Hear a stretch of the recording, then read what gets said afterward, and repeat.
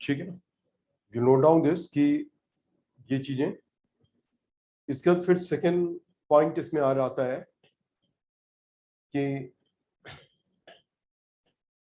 Properties of EM waves, साथ में frequency and wavelength order, frequency and wavelength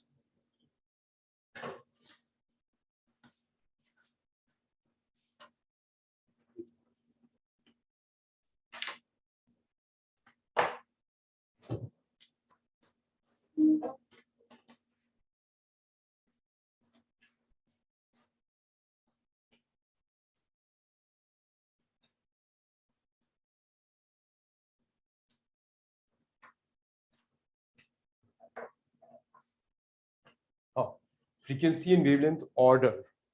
तो frequency and wavelength के order का मतलब क्या है?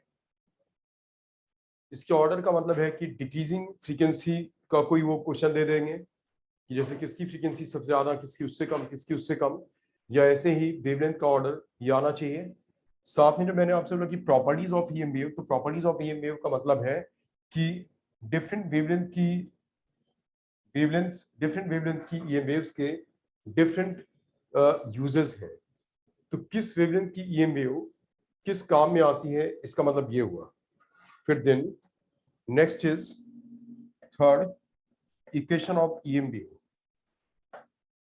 इक्वेशन ऑफ EM वेव, तो आपको इक्वेशन ऑफ EM वेव दोनों वे में आना चाहिए, in the form of E and in the form of B, vector B के फॉर्म में और E के फॉर्म में, और साथ में आना चाहिए कि E upon B is equal to what, C, और साथ में आना चाहिए C equals to 1 upon square root of mu naught epsilon naught, ये भी आना चाहिए।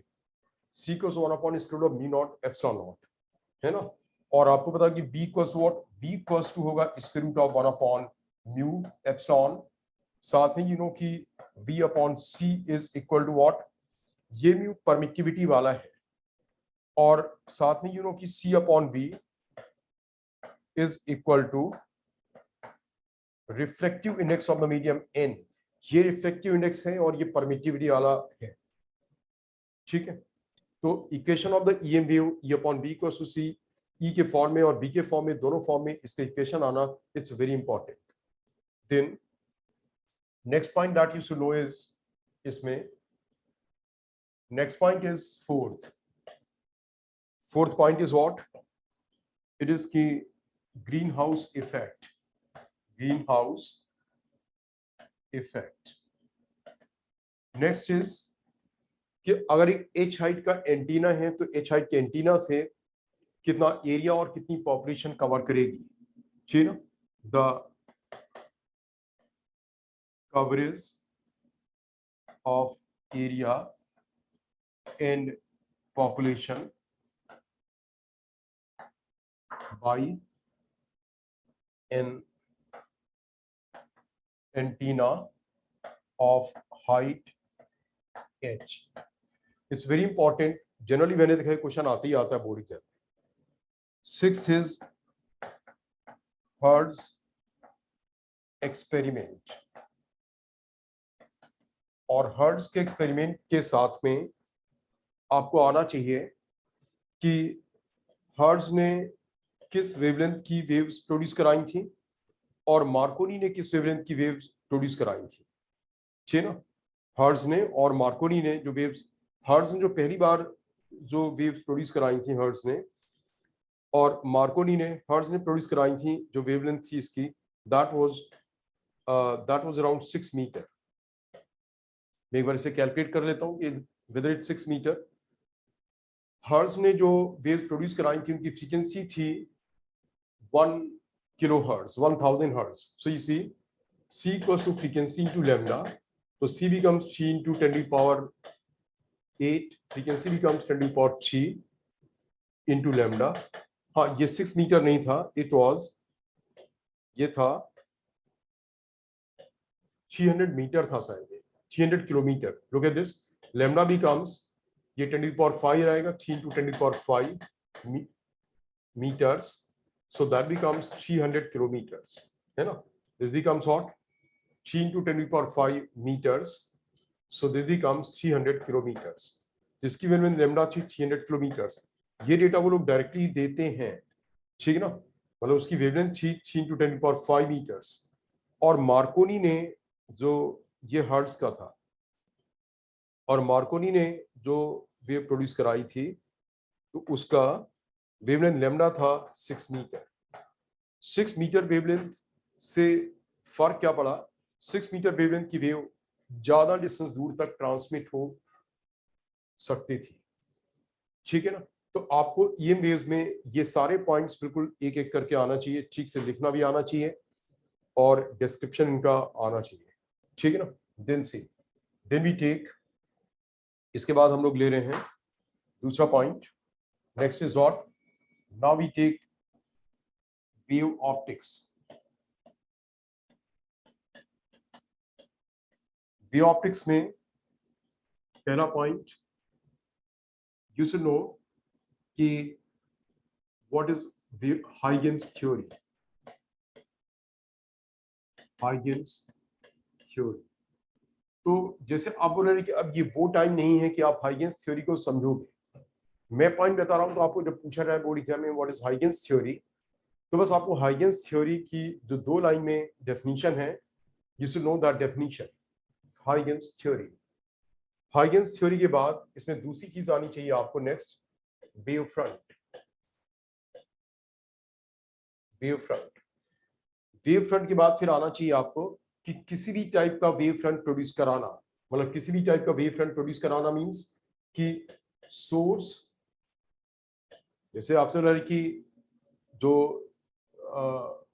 स्फेरिकल डाइवर्जिंग वेव फ्रंट का सोर्स क्या है, स्फेरिकल कन्वर्जिंग वेव फ्रंट का सोर्स क्या है, प्लेन पैरेलल वेव फ्रंट का सोर्स क्या है, तो आपको सारे टाइप के सोर्सेज आने चाहिए and conversion of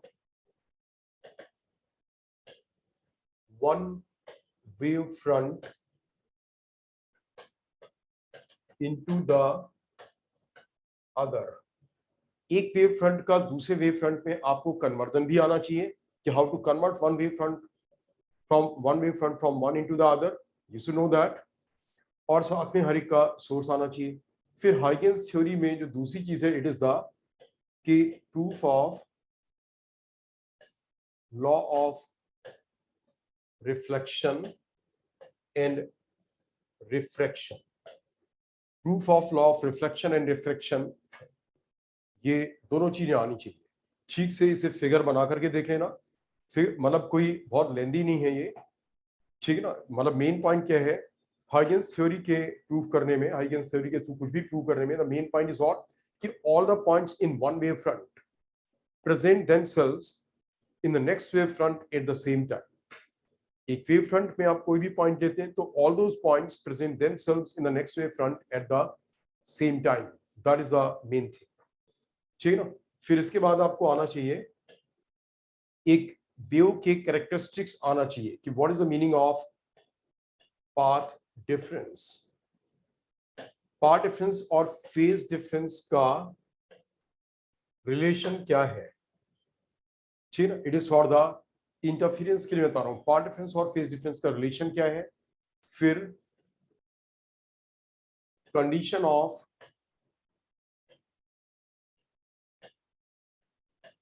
constructive interference, condition of constructive interference, destructive interference, मतलब पार्ट डिफरेंस के टर्म्स में भी, फेज डिफरेंस के टर्म्स में भी। जैसे पार्ट डिफरेंस के टर्म्स में you know delta P equals what, delta P equals to 2n into lambda by 2, और फेज डिफरेंस के टर्म्स में कंडीशन क्या रहती, 5 2n पाई, और यानी कंडीशन पार्ट डिफरेंस के टर्म्स में 2n - 1 into लैम्डा बाई 2, और फेज डिफरेंस के टर्म्स में it is 2n - 1 into what, pi. ये कंडीशंस। फिर आपको YDSE का, जैसे एक तो है कि यंग्स डबल स्लिट एक्सपेरिमेंट में, एक तो कि आपको पार्ट डिफरेंस वाला फॉर्मूला डिराइव करना, बट मेरी ओपिनियन के अकॉर्डिंगली पार्ट डिफरेंस का फॉर्मूला वो लोग डिराइव नहीं कराएंगे, बिकॉज YDSC में इतने अच्छे क्वेश्चंस बनते हैं कि एग्जामिनर एक क्वेश्चन पूछ करके को डिराइव कराने में वो लोग नहीं करेंगे। तो आपको मतलब ना तो आपको पाथ डिफरेंस वाला एक्सप्रेशन डिराइव कराएंगे, ना ही YDSC में x स्टेशन दूर कितना पाथ डिफरेंस होगा वाला एक्सप्रेशन डिराइव कराएंगे। लेकिन आपको YDSC के सारे रिजल्ट्स याद होने चाहिए। सारे रिजल्ट्स का मतलब कि अगर दो स्टेट्स के बीच के डिस्टेंस d है, ये कैपिटल D है, तो x स्टेशन दूर यहां से पाथ डिफरेंस डेल्टा P कितना होगा, फेज डिफरेंस फाई कितना होगा, और कंडीशन ऑफ यहां पे जब आप इस केस में निकालोगे तो position of maxima, position of minima, fringe width साथ में एंगुलर फ्रिंज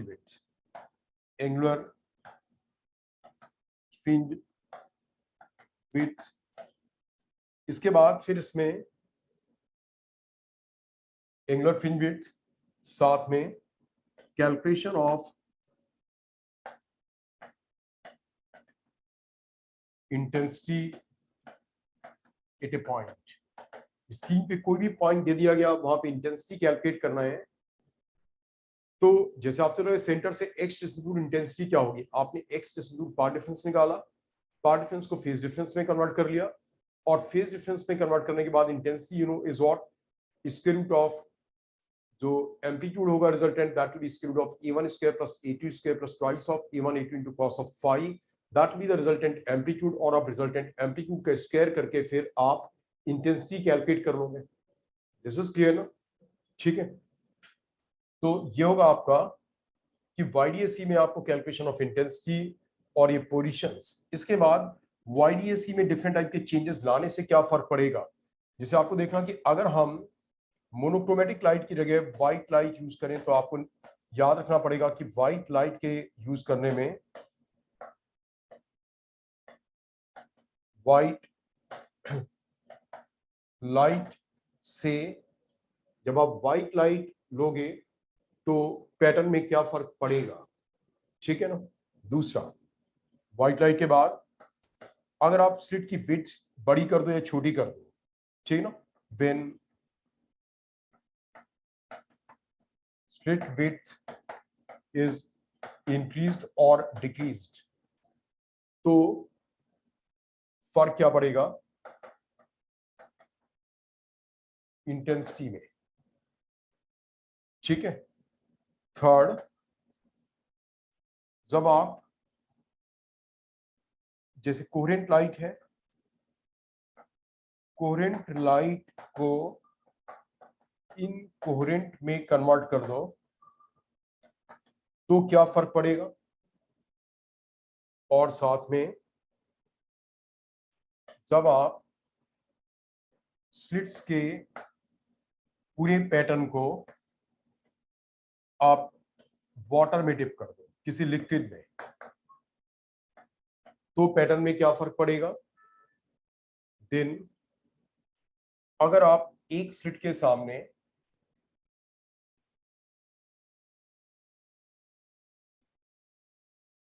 अगर आप किसी एक स्लिट के सामने एक टी थिकनेस और म्यू रिफ्लेक्टिव इंडेक्स की स्लैब ले आओ, तो फर्क में पैटर्न में क्या फर्क पड़ेगा। फर्क पैटर्न में फर्क का मतलब कोई मैक्सिमा ऊपर चला जाएगा, नीचे चला जाएगा, कितना नीचे चला जाएगा या कितना ऊपर चला जाएगा, और फ्रिंज विड्थ में क्या फर्क पड़ेगा। फ्रिंज विड्थ में कोई फर्क नहीं पड़ता वैसे, ठीक है ना। आपको मेरे नोट्स में आपने बनाए होंगे, उसमें सब कुछ ये सारे पॉइंट्स के आंसर्स मिलेंगे, ठीक है ना। इसके बाद फिर आपका 6 पॉइंट YDSC में कि आई मैक्सिमा आई मिनिमा का रेशो नोन है, तो उससे कैलकुलेट क्या करना, A1:A2 का रेशो कैलकुलेट करना, या फिर अगर आपको A1:A2 का रेशो नोन है तो उससे I maximum upon I minimum का रेशो कैलकुलेट करना, या फिर I maximum divided by I at a point, I किसी स्पेसिफिक पॉइंट पे, वो बता देंगे पॉइंट के बारे में।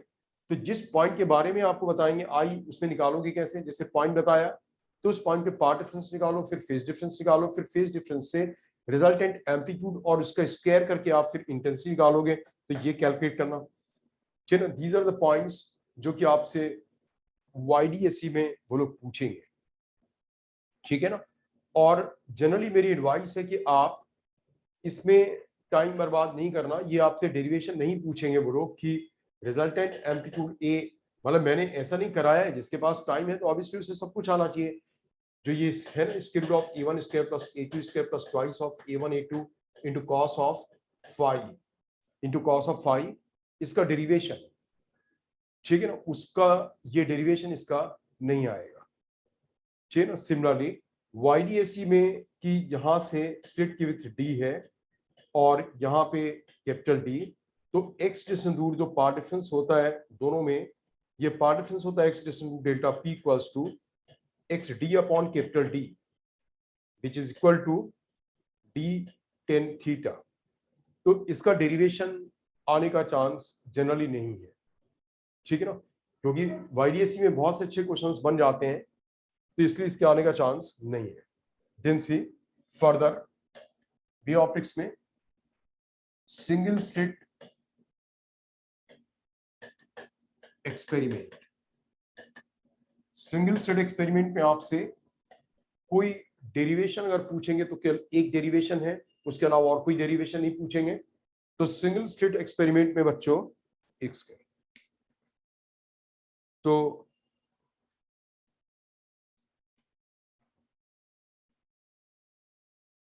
हाँ, तो बच्चों सिंगल स्लिट एक्सपेरिमेंट में जो होगा वो आपका पहली चीज है कि definition of what, Fresnel pattern, Fraunhofer pattern, Fresnel distance, इसके फॉर्मूले, और ये दोनों पैटर्न का एक एक लाइन में definition. Then next thing, condition of minima, condition of maxima. Condition of minima और कंडीशन ऑफ मैक्सिमा के लिए आपको कोई पाथ डिफरेंस का फॉर्मूला मगर कोई जानने की जरूरत नहीं, सीधे कंडीशन ऑफ मिनिमा और कंडीशन ऑफ, जैसे बोला गया, position of fifth minima, position of fifth maxima, चाहिए ना, बस वो फॉर्मूले आपको आना चाहिए। इसके बाद जो सबसे इंपॉर्टेंट है that is what, width of central maxima is the most important, कि विड्थ ऑफ सेंट्रल मैक्सिमा का फॉर्मूला भी आना चाहिए, और विड्थ ऑफ सेंट्रल मैक्सिमा का अगर एक्सप्रेशन डिराइव करना है तो इसका डेरिवेशन भी आना चाहिए, मतलब both things, expression and derivation, width of central maxima, ठीक है ना। कुछ एक उसमें आपको मिलेगा, आपके स्कूल के टीचर्स ने भी पेपर्स में दिए होंगे, width of secondary maxima, width of tertiary maxima, board exam में ये नहीं आएगा, बस आएगा तो विड्थ ऑफ क्या आएगा, सेंट्रल मैक्सिमा, जिसे हम बोलते हैं विड्थ ऑफ सेंट्रल मैक्सिमा। इसी को कई बार दूसरी लैंग्वेज में बोलते हैं distance between two first minimas, जो दो फर्स्ट मिनिमाज हैं उनके बीच की distance, distance of two first minimas, ये भी बहुत ही इंपॉर्टेंट है, मतलब ये सेम चीज है, तो वो लोग ये पूछते हैं। इसके बाद जिसमें और चीजें आएंगी वो होगी कि अगर आप जो स्लिट की width, effect of increasing and decreasing the slit width on width of maximas and minimas, ठीक है। जब आप जो वन स्लिट है उस स्लिट की विड्थ को इंक्रीज करते हो, डिक्रीज करते हो, तो इफेक्ट क्या होगा किस चीज पे, तो इफेक्ट क्या होगा कि जो स्लिट की उसकी सेंट्रल मैक्सिमा की विड्थ है वो डिक्रीज होगी और इंक्रीज होगी, ठीक है ना। जनरली क्या होता है कि as the slit width increases, the pattern gets narrowed, सब कुछ पास पास आ जाता है।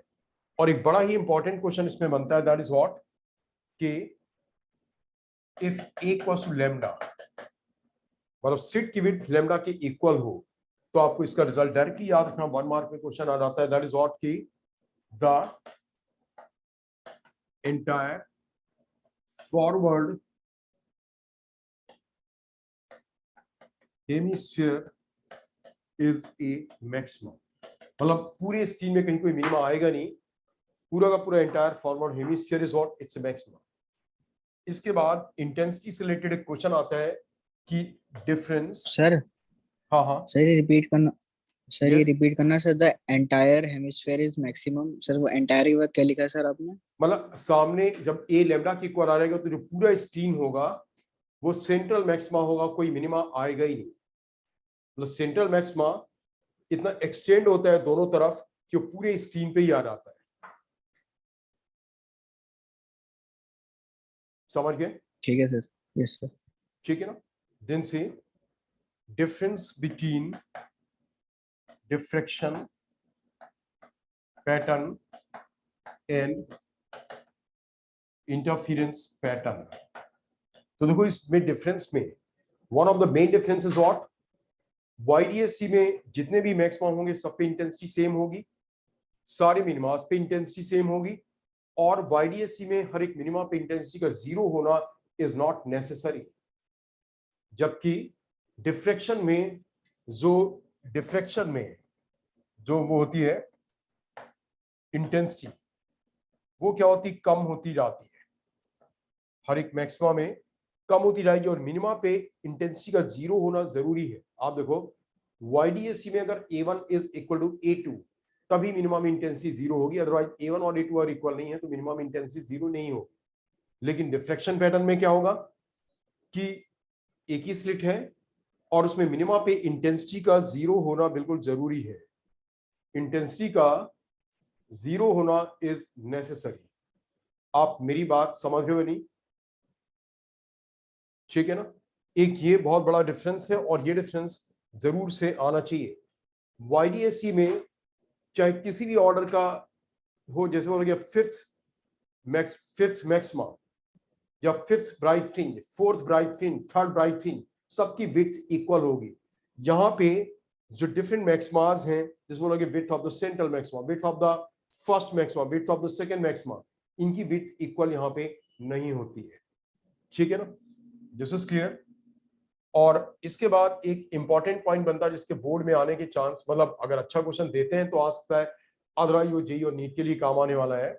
दैट इज व्हाट की वो बच्चों ये है कि अगर आपसे बोला जाए कि जैसे स्लिट से, जैसे वहां पे स्लिट है वाईडी, इसमें सिंगल स्लिट में, तो स्क्रीन के किसी एक पॉइंट पे एक एम्पलीट्यूड यहां से भी पहुंचेगा, एक एम्पलीट्यूड यहां से भी, एम्पलीट्यूड हर एक पॉइंट से एक वेव पहुंचेगी, मतलब amplitude vectors will reach from every point of the slit on the screen। Screen के किसी पॉइंट पे स्लिट के हर एक पॉइंट से यहां पे क्या होगा, एम्पलीट्यूड वेक्टर पहुंचेगा। Is that clear? ठीक है ना? अब क्या होगा, बोल रहे कि फर्स्ट एम्पलीट्यूड वेक्टर और लास्ट एम्पलीट्यूड वेक्टर में जब आपका फर्स्ट मिनिमम आएगा तो कितना फेज डिफरेंस होगा। मैं इसे लिख करके बता देता हूं आपको, the phase difference between first and last amplitude vector, first and last amplitude vector at first minima is what, 2 pi। this is what 2 pi। फिर ये था फर्स्ट मिनिमा में, ये किसमें था, it was in the first minima. अब यही चीज सेकंड मिनिमा में क्या होगा, 4 पाई, थर्ड मिनिमा में it will be 6 pi, third minima में it will be what, 6 pi. It's a very important question, ये आना चाहिए आपको डिफ्लेक्शन पैटर्न में। डिफ्लेक्शन पैटर्न के बाद फिर आपको आना चाहिए पोलराइजेशन। तो पोलराइजेशन में आना चाहिए कि एक क्वेश्चन कभी कभी पूछते हैं, that is what, prove that light is a transverse wave. Through that light is a transverse wave, ये चीज। दूसरी चीज, इसी क्वेश्चन को ऐसे भी पूछ लेते हैं वो लोग कि why sound waves can't be polarised. तो बच्चों पता होना चाहिए आपको कि केवल ट्रांसवर्स वेव्स को पोलराइज कर सकते हैं, और साउंड क्योंकि लॉन्गिट्यूडनल वेव होती है इसलिए साउंड को पोलराइज नहीं कर सकते। ठीक है। देन नेक्स्ट पॉइंट जो वो लोग फिर इसमें पोलराइजेशन में है, नेक्स्ट पॉइंट कि आपके methods of polarization, methods of polarization. तो मेथड्स ऑफ पोलराइजेशन में दो चीजें बहुत ही इंपॉर्टेंट है। One is the Brewster's angle, Brewster's angle, ठीक है ना, और दूसरा है मेलस लॉ, मेलस लॉ। आपको इन दोनों पे बेस्ड क्वेश्चन, मतलब जैसे बोलना चाहिए कि मेजॉरिटी ऑफ द टाइम जो क्वेश्चन आएगा इन दोनों से ही आएगा, ब्रूस्टर्स एंगल या फिर Malus law.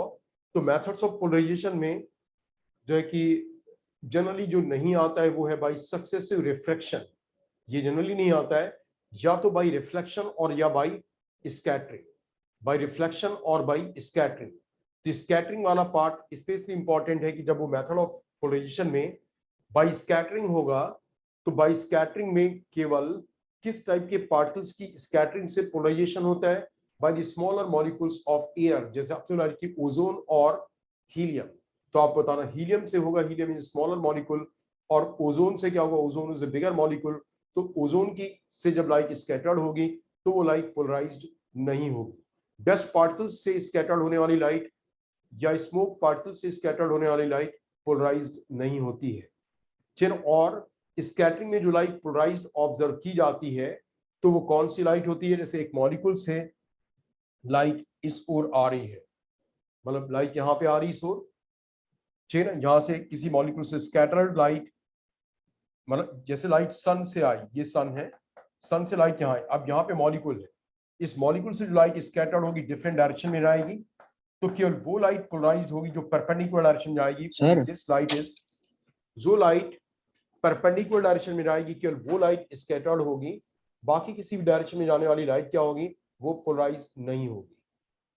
Sir yes, sir wave optics से पोलराइजेशन तो कट गया सर। क्या बोलो, वे ऑप्टिक्स?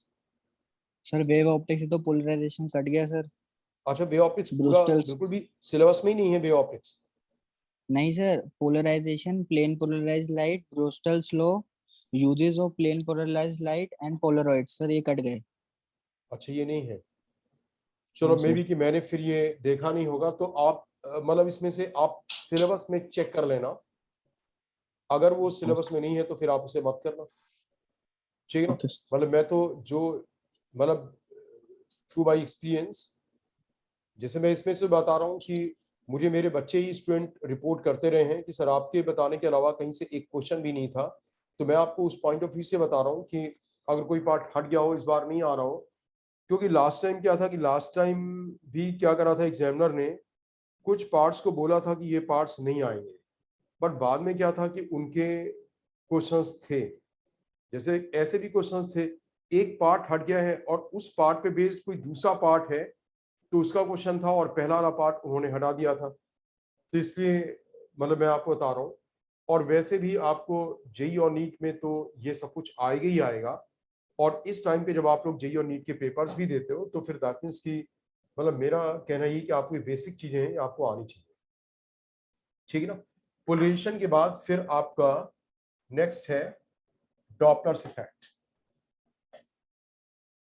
तो डॉपलर्स इफेक्ट में आपको जो आना चाहिए दैट इज व्हाट, वही चेंज ऑफ वेवलेंथ, मतलब delta lambda is equal to v upon c into lambda, delta nu is equal to what, v upon c into frequency nu, मतलब change of wavelength और change of wave क्या होगा, कब wavelength increase होगी, कब wavelength decrease होगी, कब frequency increase होगी, कब फ्रीक्वेंसी डिक्रीज होगी, ये आना चाहिए। v is the relative velocity between the source and the observer, v है relative velocity between the source and the observer, and c is the velocity of light, c जो है velocity of light है, and v is the relative velocity between the source and the observer, ठीक है ना। तो Doppler's effect में बस के लिए आएगा ना, तो इसका डेरिवेशन आएगा। हाँ, आपको ये फॉर्मूले दो कंडीशंस में याद रखने हैं। जैसे मैंने जो अभी फॉर्मूला लिखा है, ये फॉर्मूला एप्लीकेबल तब है जबकि v is much much smaller compare to c, ठीक है ना। v is much much smaller compare to c। मैंने आपको फॉर्मूला वो भी भेजा था कि ये फॉर्मूले चेंज कैसे होंगे। ये फॉर्मूले चेंज हो जाएंगे if v is not much much, v is not much much smaller than c। v अगर c से बहुत छोटा नहीं होगा तो ये फॉर्मूले चेंज होंगे। और बोर्ड एग्जाम में वो भी क्वेश्चन आया हुआ है जिसमें कि v is not much much smaller than c। But आप देख लेना, क्योंकि जिस तरीके से आप बोल रहे हो सिलेबस को से कुछ चीजें कट कर दी गई हैं, तो हो सकता कि ये वाला पार्ट ना हो। ये इसलिए रखेंगे कि it's a very easy part, है ना। जब कोई ऑब्जर्वर और सोर्स के बीच की डिस्टेंस कम होती है तो हम बोलते हैं फ्रीक्वेंसी इंक्रीज होती है, वेवलेंथ डिक्रीज होती है, और उस केस में जो लाइट है ब्लू शिफ्ट होती है, उसका कलर ब्लू की ओर चेंज होता है।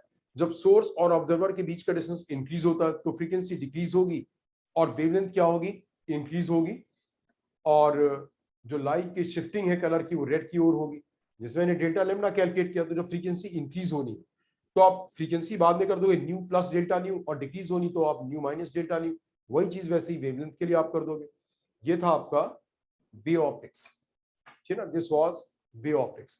इसके बाद फिर आपका नेक्स्ट जो टॉपिक है जिसमें कि इंपॉर्टेंट पॉइंट्स बता रहा हूं, that is what, it is the photo electric effect, ठीक है ना। आप देखोगे इस सेशन में अभी 5 मिनट हम बता दूंगा मैं। आप देखो कि this is a dual nature and photoelectric effect. तो ड्यूअल नेचर में सबसे पहले अगर आपका कोई भी charge particle Q, it to be electron, it to be proton, it to be any other He+, कुछ भी होगा, कोई भी चार्ज पार्टिकल Q अगर V पोटेंशियल डिफरेंस से एक्सेलरेट कराते हैं तो उसकी काइनेटिक एनर्जी होगी Q into V is equal to this the kinetic energy. उसका मोमेंटम P होगा root of twice of m into K. उसकी वेवलेंथ लैम्डा होगी h अपॉन p। ये उस पार्टिकल के लिए हो गया जिस पार्टिकल का rest mass is not zero. मतलब कोई भी पार्टिकल इलेक्ट्रॉन, प्रोटॉन, He+, इनका rest mass is not zero, उनके लिए ये एप्लीकेबल होगा। लेमडा आप इस lambda equals to h upon p, lambda equals to h upon p, आप इस तरीके से। लेकिन जिसका रेस्ट मास जीरो है, whose rest mass is zero, उसके लिए lambda will be equal to h c. Lambda will be equal what, आप लेमडा निकालते c equal to nu lambda, तो lambda will be equal what, it will be c upon nu. उसका momentum p क्या होगा, H over lambda. मतलब उसका क्योंकि मास उसमें नहीं होता है तो आप उसमें क्या करोगे, momentum P will be what, H over lambda, और आपको लेमडा गिवन होगा, आप डायरेक्टली निकालोगे यहां से कि p will be equal to h upon lambda, या lambda will be equal what, h upon p. Lambda will be equal what, it will be h upon p, ठीक है ना।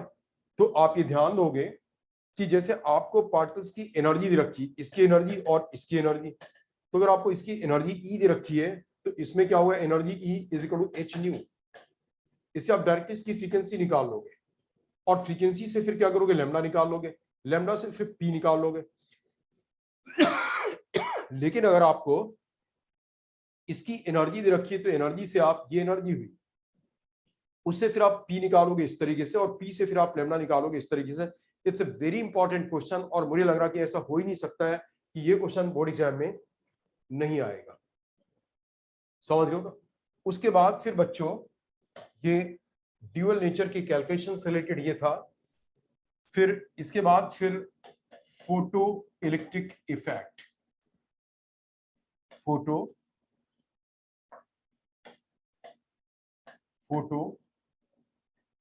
Electric effect. Photo electric effect में आपको पहली चीज laws, इसके जो 2-3 लॉज है ना, 3 लॉज हैं जो आइंस्टाइन वाले लॉज हैं 3 वो, और फिर किसी भी तरीके से h nu is equal to W plus EVS h nu is equal to W plus K max. H nu is equal to h nu equals to जो है कि आप W को हाँ इसी फॉर्म में, इन दो फॉर्म्स में, इनके सारे ग्राफ जो मैंने क्लास में कराए, अगर आप इसकी मेरी फोटोइलेक्ट्रिक इफेक्ट की आप मेरी पूरी क्लास उसके सारे मैंने दोनों में कराया, आपको पहली बार उसमें भी कराया यूट्यूब वाले में भी, और मैंने फिर इसकी सेपरेट क्लास लेकर के टेलीग्राम ग्रुप पे भी भेजी थी। अगर आप उसमें मेरे सारे ग्राफ, इनके बीच का रिलेशन अगर आप ये देख लेते हो तो आपको कोई भी क्वेश्चन बोर्ड एग्जाम में नहीं होगा, चाहे न्यूमेरिकल क्वेश्चन हो और चाहे थ्योरेटिकल क्वेश्चन हो जो आपका नहीं हो पाएगा। और ये चैप्टर रिलेटिवली इसमें स्कोर करना इजी है। मैंने पहले बोला वो जिसके पहले वाला कैलकुलेशन दिखाया था, जिसका ये वाला कैलकुलेशन था, इसके बाद बच्चों फिर फोटोइलेक्ट्रिक इफेक्ट के लॉज, साथ में मतलब ये सब कुछ जाना कि वर्क फंक्शन की डेफिनेशन क्या है, स्टॉपिंग पोटेंशियल की डेफिनेशन क्या है, थ्रेशोल्ड फ्रीक्वेंसी क्या होती है, H equal to h nu not plus K max, और ग्राफिकली इनका सबका रिप्रेजेंटेशन, मतलब इसके जो भी 2-3 ग्राफ्स हैं कि जब आप इंटेंसिटी कांस्टेंट रखते हो फ्रीक्वेंसी इंक्रीज करते हो तो क्या होगा, जब आप फ्रीक्वेंसी को कांस्टेंट रखते हो इंटेंसिटी इंक्रीज करते हो तो क्या चीज अफेक्टेड होगी, उसका रिजल्ट भी और उसका ग्राफ भी, ये सब कुछ आना चाहिए। इसके बाद फोटोइलेक्ट्रिक इफेक्ट में फिर एक चीज की, अगर आपके पास एक P पावर का बल्ब है